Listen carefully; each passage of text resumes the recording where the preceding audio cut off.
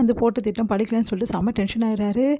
இந்த மாதிரி வந்து அடித்தது ஆனந்தி எல்லாத்தையுமே வந்து நினச்சி பார்க்குறாரு. பார்த்துட்டுச்சே இப்படி பண்ணிட்டாலே அப்படி சொல்லிட்டு செம்ம டென்ஷன். விட மாட்டேன்டி, உன்னை விட மாட்டேன், பழி வாங்காமல் உன்னை விடவே மாட்டேன், என் மேலே கை வைக்கிறியா, உன்னை சும்மா விட மாட்டேன்டி, இப்படி அவன் நினச்சி கூட பார்க்கலடி, புள்ள பூச்சி மாதிரி இருந்தேடி, எப்படி இப்படிலாம் உனக்கு ஆச்சு, இந்த அளவு உனக்கு வந்து தைரியம் எங்கடி வந்தது, ஏதோ இருக்குடி, உன்னை பற்றி நான் யோசிக்கணும், நிறைய யோசிக்கணும், உன்னை சாதாரண ஆளுன்னு எடை போடக்கூடாது அப்படின்னு சொல்லிட்டு டென்ஷன் ஆகுறாரு வீரா.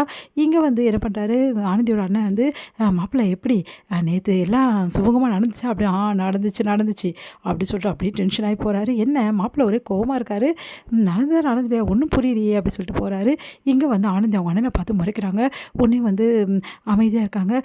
சரி நேற்று என்ன திடீர்னு ட்ரிப்புன்னு கூட்டிகிட்டு போயிருக்க அப்படின்னு.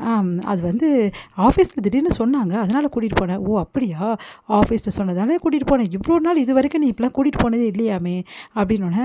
அப்படியே பார்க்குறாங்க. திடீர்னு கிடச்சிது டிக்கெட்டு, நீ ஏன் பண்ண எதுக்கு பண்ணேன்னு சொல்லிட்டு ஓ மனசாட்சிக்கு நல்லா தெரியும். ஆனால் ஒன்று சொல்கிறேன், ஒன்றை மாதிரி ஒரு கேவலமான அண்ணன் யாருக்கும் எந்த பொண்ணுக்கு இருக்கக்கூடாது அப்படி சொல்லிட்டு போகிறாங்க. அதுக்கிட்ட ஐயோ இவருக்கு எப்படி இந்த உண்மையெல்லாம் தெரிஞ்சுது, ஒன்றும் புரியலையே அப்படின்னு ஆனந்தி அண்ணன் யோசிக்கிறாரு. அடுத்து வந்து இங்கே ஆனந்தி என்ன பண்ணுறாங்க, கோயிலுக்கு போயிட்டு மனசு கஷ்டப்பட்டு இருக்கிறதால கோயிலுக்கு போயிட்டு விளக்கேற்றலாம் அப்படின்னு முடிவு பண்ணி விளக்கேற்றிட்டு இருக்காங்க. அவரோட அம்மா வந்து சாரியை கட்டினு எல்லாருக்கிட்டையும் காட்டுறாங்க. இங்கே பாருங்கள், என் பையன் வந்து போட்டியில் வந்து இந்த சாரி வந்து காட்டி தான் வின் பண்ணா அப்படி சொல்லிட்டு இருக்காங்க. எல்லாருமே சந்தோஷமாக பார்த்துட்டு இருக்காங்க. உன்னை குமரனோட அப்பா வந்து இந்த பொண்ணு இதில் இருக்க பொண்ணு தான் வந்து என்னை காப்பாற்றலாம் அப்படின்ற உண்மையை சொல்கிறாரு. இதை கேட்டு குமரன் வந்து யோசிக்கிறாரு, ஒரு ஆனந்தி தான் இவரை காப்பாற்றுனாங்களா அப்படின்னு சொல்லிட்டு, சரி ஆனந்தி கூட்டின்னு போய் காட்டுவோம் அப்படின்னு சொல்லிட்டு, ஆனந்தி நீங்கள் எங்கே இருக்கீங்கன்னு கேட்குறாங்க. கோயிலில் தான் இருக்கேன்னு சொன்னதால் சரி கோயிலுக்கு கூட்டின்னு போகணும்னு சொல்லிட்டு அவங்க அப்பா கோயிலுக்கு கூட்டின்னு போகிறாரு. அப்பா நீங்கள் முதல்ல போங்க, அங்கே பாருங்கள் விளக்கேற்றிட்டு இருக்காங்கல்ல, அவங்கக்கிட்ட போயிட்டு அவங்களான்னு பார்த்து எனக்கு சொல்லுங்கள், அப்புறம் நான் வரணுன்னு. என்னடா நீ வரலையா, நீ முதல்ல போங்கப்பா அப்படின்னோடனே நேராக கிட்ட போகிறாங்க. இங்கே பாருமா பொண்ணு அப்படி சொல்லிட்டு பார்க்குறாரு. உடனே வந்து நீங்களா ஐயா எப்படி இருக்கீங்க அப்படின்னு கேட்குறாங்க. நல்லா இருக்கேம்மா, உன்னை எங்கெல்லாம் நான் தேர்னேன் தெரியுமா அப்படின்னோடனே, எதுக்குயா, எல்லாம் நன்றி சொல்கிறதுக்கு தான்மா அப்படின்னாங்க.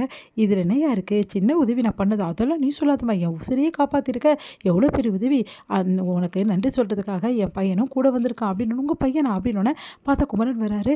குமரனை பார்த்து அதிர்ச்சி அடைகிறாங்க ஆனந்தி. குமரன் சார் நீங்களா அப்படின்னோடனே, நீங்கள் வேறு எதுக்கும் வரேன்னு சொன்னீங்க, இது உங்கள் அப்பாவா, ஆமாங்க இவர் தான் எங்கள் அப்பா, என் அப்பாவை காப்பாற்றுறதுக்கு ரொம்ப நன்றிங்க அப்படின்னோடனே, பரவாயில்லைங்க இதில் என்ன இருக்குது, இல்லைம்மா ரொம்ப ரொம்ப நன்றிம்மா, நான் நினச்சி கூட பார்க்கலாமா அப்படி சொல்கிறாரு.